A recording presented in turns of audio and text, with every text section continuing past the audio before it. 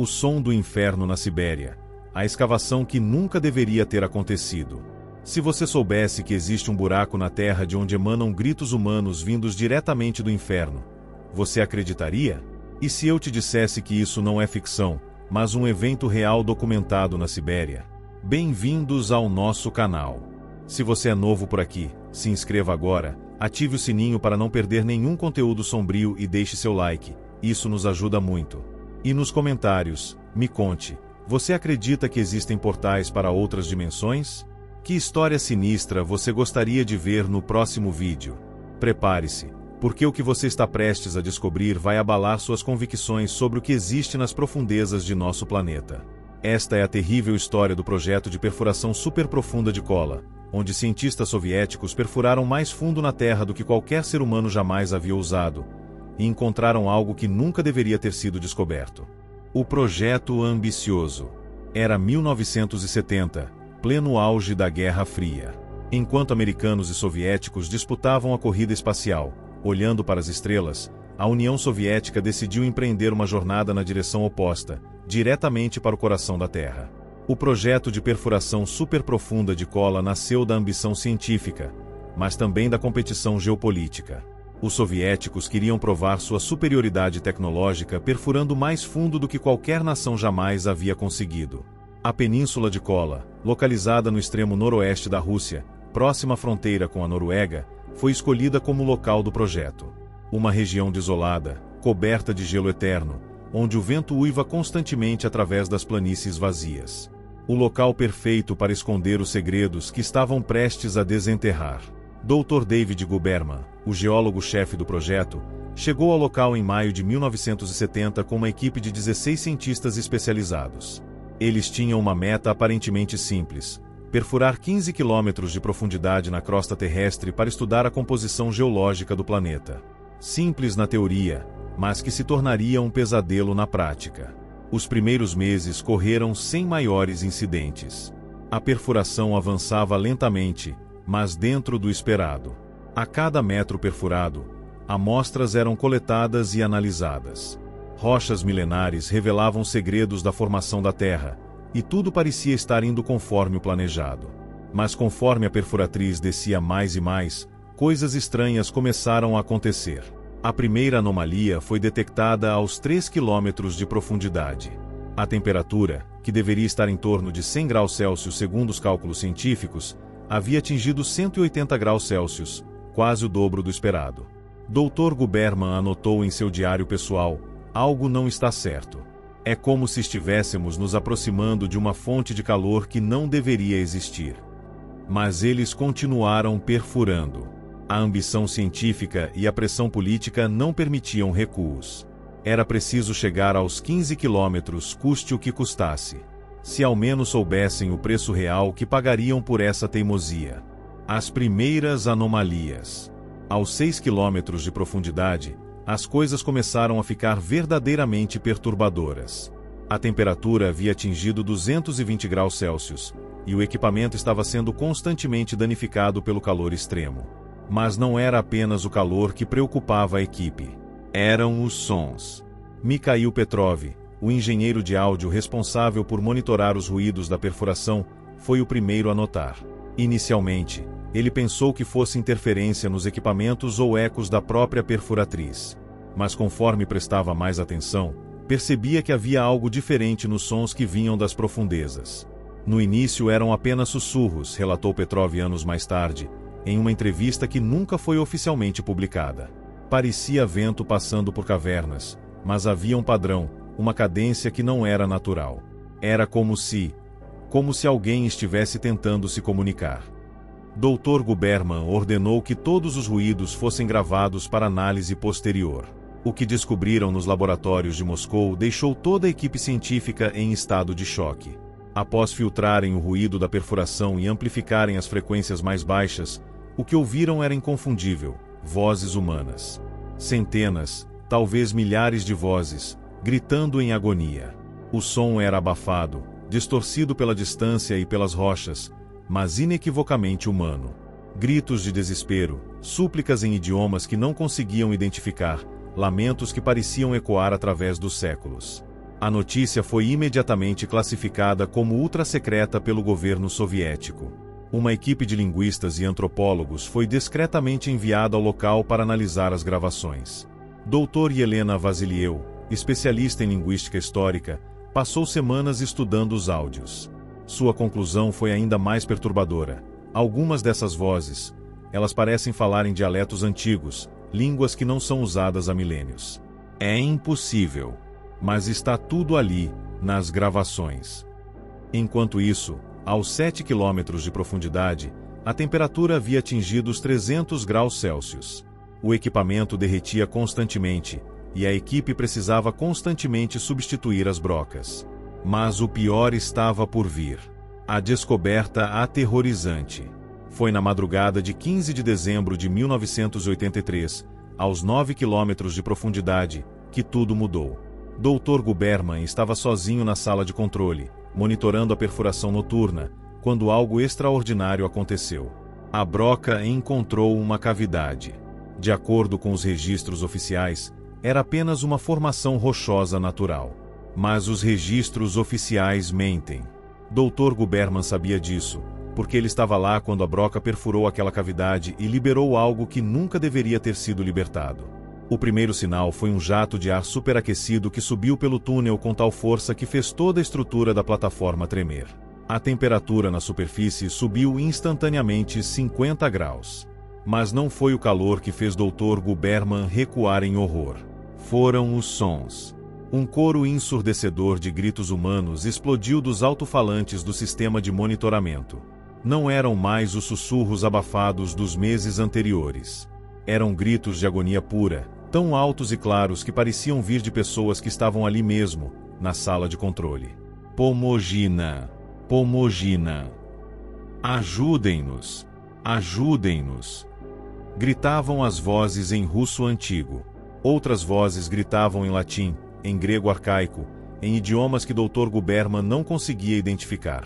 Mas todas transmitiam a mesma mensagem: desespero absoluto, súplicas por libertação, avisos para que parassem de perfurar. Dr. Guberman correu para desligar o sistema de áudio, mas os gritos continuavam. Eles não vinham mais apenas dos alto-falantes. Vinham diretamente do buraco. O som subia pelos 9 quilômetros de túnel escavado e ecoava pela plataforma de perfuração como um lamento sobrenatural. A equipe toda acordou com o barulho. Alguns dos homens mais experientes, veteranos de guerra que haviam enfrentado os horrores de Stalingrado, saíram correndo da instalação e se recusaram a voltar. Isso não é deste mundo, disse Van Kuslow, um dos perfuradores mais antigos. Nós abrimos uma porta que deveria permanecer fechada para sempre. Por 3 dias, os gritos continuaram. Dia e noite, sem parar. A equipe não conseguia trabalhar, não conseguia dormir, não conseguia pensar em outra coisa que não fossem aquelas vozes desesperadas clamando por ajuda das profundezas da terra. O relatório secreto. Dr. Guberman sabia que precisava reportar o incidente a Moscou, mas como explicar algo inexplicável? Como convencer os superiores de que haviam descoberto evidências do que exatamente? Do inferno, de uma dimensão paralela, de almas aprisionadas nas profundezas da Terra? Em 18 de dezembro de 1983, ele redigiu um relatório que nunca foi oficialmente reconhecido pela União Soviética, mas que circula até hoje em documentos vazados da KGB. O relatório, código-nome Projeto Hades, descrevia em detalhes técnicos as anomalias acústicas e térmicas encontradas na perfuração. Aos 9.101 metros de profundidade, escreveu Guberman, nossos equipamentos detectaram uma cavidade com aproximadamente 2.000 metros cúbicos de volume. A temperatura no interior da cavidade excede os 1.000 graus Celsius, temperatura suficiente para derreter chumbo. Mais perturbador ainda são as manifestações acústicas que emanam desta cavidade. O relatório incluía 14 horas de gravações de áudio, análises espectrográficas das vozes e testemunhos de toda a equipe. Dr. Vasiliev, a linguista, havia identificado fragmentos de pelo menos 17 idiomas diferentes nas gravações, alguns deles extintos há milênios. As vozes, continuava o relatório, demonstram padrões linguísticos consistentes com sofrimento extremo. Análises de frequência indicam que se tratam de vozes humanas adultas, tanto masculinas quanto femininas, em diversos estados de angústia emocional. A origem destas vozes permanece inexplicável pelos padrões científicos atuais. A resposta de Moscou veio uma semana depois, através de um emissário especial da KGB, Coronel Viktor Semenov. Ele chegou ao local com ordens específicas: continuar a perfuração até os 15 quilômetros planejados, documentar tudo em segredo absoluto e eliminar qualquer pessoa que tentasse vazar informações sobre o projeto. Vocês são cientistas, disse Semenov à equipe reunida. Cientistas não acreditam em superstições. O que vocês encontraram é apenas um fenômeno geológico incomum. Nada mais. E se alguém tentar sugerir o contrário, será considerado traidor da pátria. Mas no fundo, mesmo Semenov estava inquieto. Ele havia ouvido as gravações em Moscou. Havia visto homens duros do Politburo empalidecerem ao escutar aqueles gritos. Algo estava acontecendo ali que transcendia a compreensão humana, e eles estavam determinados a descobrir o que era, mesmo que isso custasse suas almas. O inferno se abre. Contra todos os instintos de sobrevivência, a perfuração continuou. A cada metro adicional, os fenômenos se intensificavam. Aos 10 quilômetros de profundidade, a temperatura havia atingido 1.200 graus Celsius, tão quente que o aço das brocas se tornava maleável como cera. Mas eram os gritos que mais atormentavam a equipe. Eles haviam se tornado constantes agora, um coro infernal que nunca cessava.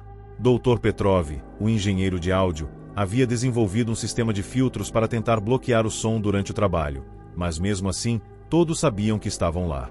Sempre lá. Gritando. É como se cada metro que perfuramos libertasse mais vozes, anotou Dr. Guberman em seu diário pessoal.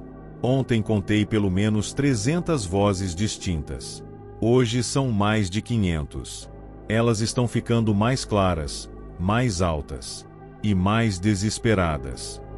Em fevereiro de 1984, aos 11 quilômetros de profundidade, aconteceu algo que quebrou definitivamente o ceticismo científico da equipe.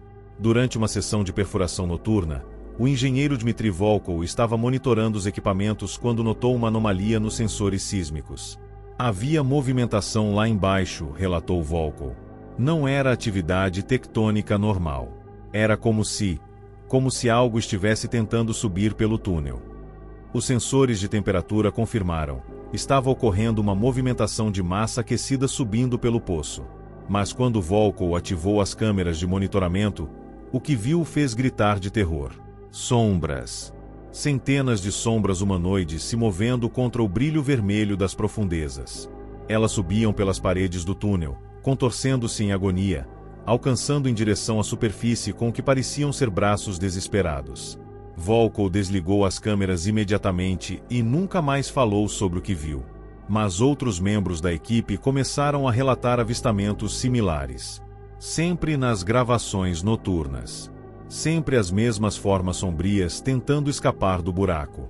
Dr. Guberman ordenou que todas as gravações visuais fossem lacradas e enviadas diretamente a Moscou. Mas uma cópia foi secretamente mantida por Petrov, que a escondeu em sua cabana pessoal. Anos depois, essa gravação vazaria para o mundo, tornando-se um dos documentos mais controversos e aterrorizantes já registrados. Naquele mesmo mês, 3 membros da equipe sofreram colapsos nervosos completos. Eles falavam obsessivamente sobre almas penadas e portões do inferno. Foram imediatamente removidos do projeto e internados em hospitais psiquiátricos secretos, onde permaneceram pelo resto de suas vidas. A descoberta final. Em março de 1984, a perfuração atingiu 12 quilômetros de profundidade, mais fundo do que qualquer ser humano jamais havia penetrado na Terra. E foi neste ponto que fizeram a descoberta que mudaria para sempre a compreensão da equipe sobre a natureza da realidade. A broca encontrou uma segunda cavidade, muito maior que a primeira.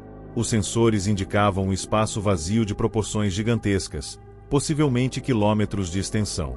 A temperatura no interior desta cavidade era impossível de medir com precisão, mas excedia 1.500 graus Celsius. Dr. Guberman ordenou que fosse baixado um microfone ultra-resistente ao calor para gravar os sons desta nova cavidade. O que registraram naquelas 6 horas de gravação nunca foi oficialmente reconhecido, mas mudou todos os que ouviram. Não eram mais apenas gritos humanos. Havia outras coisas lá embaixo. Sons que não podiam ser produzidos por cordas vocais humanas. Rugidos que faziam o próprio ar tremer. Palavras em idiomas que nunca deveriam existir. E por baixo de tudo isso, um som que gelava o sangue de quem ouvia: gargalhadas. Gargalhadas malévolas, ecoando através das profundezas como uma sinfonia de maldade pura. Era como se algo antigo e terrível estivesse se divertindo com o sofrimento daquelas vozes que gritavam eternamente. Eles sabem que estamos aqui, escreveu Dr. Guberman em sua última entrada no diário. Eles sabem que abri uma porta. E eles querem sair. Naquela mesma noite, Dr. Guberman desapareceu. Sua cama não havia sido utilizada, suas roupas estavam todas no quarto, mas ele simplesmente havia sumido. Alguns membros da equipe juravam ter visto uma figura caminhando em direção ao poço de perfuração nas primeiras horas da manhã, mas nunca puderam confirmar se era realmente Guberman. Uma busca foi organizada, mas nenhum vestígio dele foi encontrado. O mais perturbador era que os gritos vindos das profundezas pareciam ter mudado. Entre as centenas de vozes agonizantes, alguns membros da equipe juravam reconhecer a voz de Dr. Guberman, gritando em desespero das profundezas da terra. Coronel Semenov ordenou o fim imediato do projeto. Lacrem tudo, foi sua ordem. E queimem todos os registros. Isto nunca aconteceu. Mas era tarde demais. Eles haviam aberto algo que não podia ser fechado novamente. E nas profundezas da terra, algo antigo e terrível havia despertado, ciente de que finalmente havia uma saída para o mundo da superfície. O encobertamento e as consequências. O projeto de perfuração superprofunda de Kola foi oficialmente suspenso por dificuldades técnicas em maio de 1984. A versão oficial falava sobre problemas com altas temperaturas e equipamentos danificados, meias-verdades que escondiam uma realidade muito mais sinistra. O local foi imediatamente lacrado com uma tampa de aço de 3 metros de espessura e declarado zona militar restrita. Guardas armados foram posicionados em um perímetro de 5 quilômetros ao redor do buraco, com ordens de atirar para matarem qualquer pessoa que tentasse se aproximar. Mas lacrar fisicamente o buraco não foi suficiente para conter o que havia sido libertado. Nos meses seguintes ao fechamento do projeto, reportes estranhos começaram a surgir da região de Kola. Moradores locais das aldeias próximas falavam sobre gritos que vinham do subsolo durante as noites, mesmo com o buraco selado. Ana Komarova, uma anciã de 78 anos que vivia a 15 quilômetros do local, relatou: todas as noites, às 3 da manhã, começam os gritos. Vêm debaixo da terra, como se almas penadas estivessem tentando escapar. Meus animais ficam inquietos, as vacas não dão mais leite, e os cães uivam até o amanhecer. Os relatórios se multiplicaram. Caçadores na região começaram a evitar completamente a área, falando sobre presenças maléficas e sombras que se movem contra a direção do vento. Várias pessoas relataram ter visto figuras humanoides emergindo do solo durante as madrugadas, sempre caminhando em direção às aldeias mais próximas. Em setembro de 1984, a aldeia de Nikel, localizada a 23 quilômetros do buraco, registrou 47 casos de pesadelos simultâneos. Todas as pessoas relatavam o mesmo sonho, vozes o chamando para baixo da terra, prometendo alívio para seu sofrimento se apenas caminhassem em direção ao buraco selado. 3 pessoas desapareceram naquela semana. Foram encontradas 5 dias depois, mortas por exposição ao frio, a apenas 2 quilômetros do perímetro militar. Todas haviam caminhado descalças através da neve, como se estivessem em transe. E todas tinham expressões de terror absoluto congeladas em seus rostos. O governo soviético respondeu com mais soldados e uma campanha de desinformação massiva. Qualquer menção ao projeto ou aos eventos estranhos na região era imediatamente suprimida. Jornalistas que tentavam investigar desapareciam ou eram transferidos para regiões remotas da Sibéria. Mas alguns documentos escaparam da destruição. Petrov, o engenheiro de áudio, havia secretamente copiado algumas gravações antes da ordem de destruição. Quando a União Soviética colapsou em 1991, ele tentou vender essas gravações para jornalistas ocidentais. Petrov foi encontrado morto em sua casa em São Petersburgo uma semana antes da reunião marcada com um jornalista americano. Causa oficial da morte: ataque cardíaco. Mas vizinhos relataram ter ouvido gritos vindos de seu apartamento na noite em que morreu, gritos que duraram horas, mas quando a polícia arrombou a porta, encontraram apenas Petrov morto, sozinho, com uma expressão de terror absoluto no rosto. A verdade que nunca será contada. Hoje, mais de 40 anos depois, o buraco de cola permanece lacrado e sob guarda militar. Oficialmente, ele atinge 12.262 metros de profundidade e é considerado um marco científico da engenharia soviética. Mas aqueles que conhecem a verdade sabem que há muito mais por trás dessa história.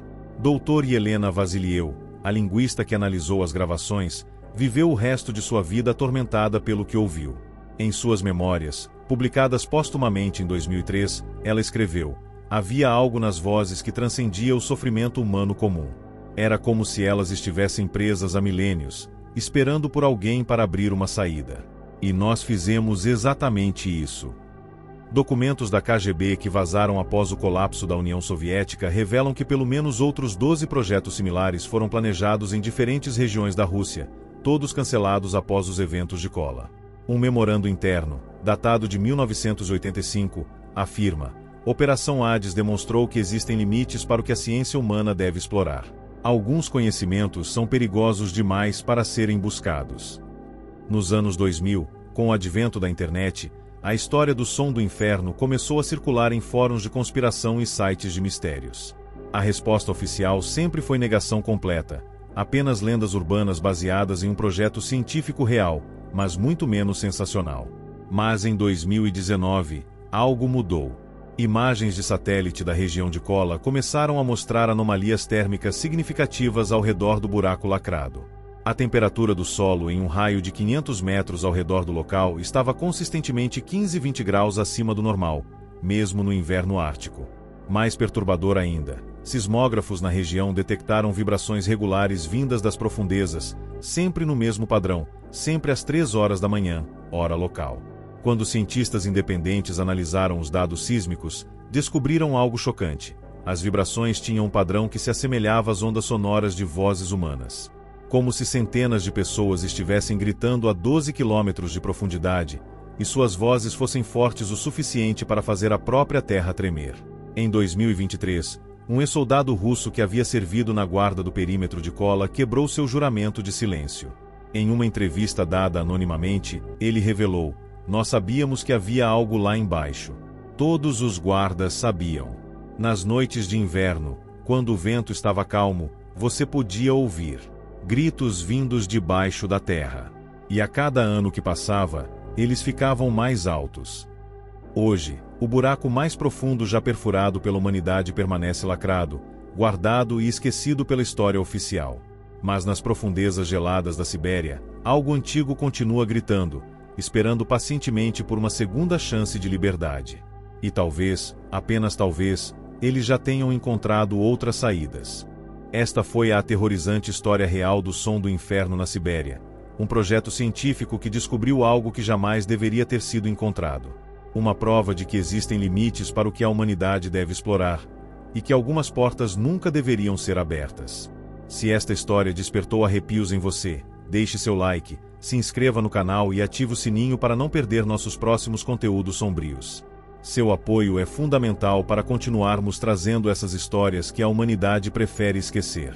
Nos comentários, me conte, você acredita que realmente existe algo nas profundezas da Terra que não compreendemos?